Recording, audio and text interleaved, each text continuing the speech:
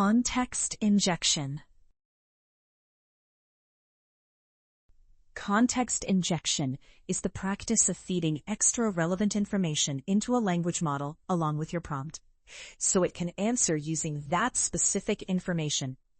Think of it as temporarily giving the model a custom mini knowledge base for this one request.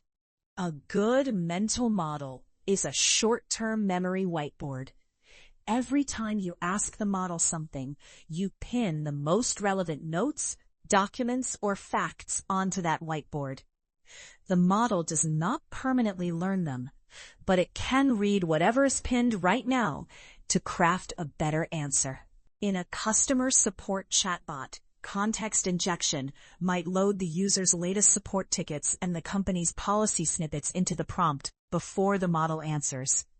This is often implemented in retrieval augmented generation systems, which fetch relevant documents and inject them as context, instead of relying only on the model's pre-training. Context injection is closely related to the idea of a context window, because all injected material must fit inside the model's limited window of tokens.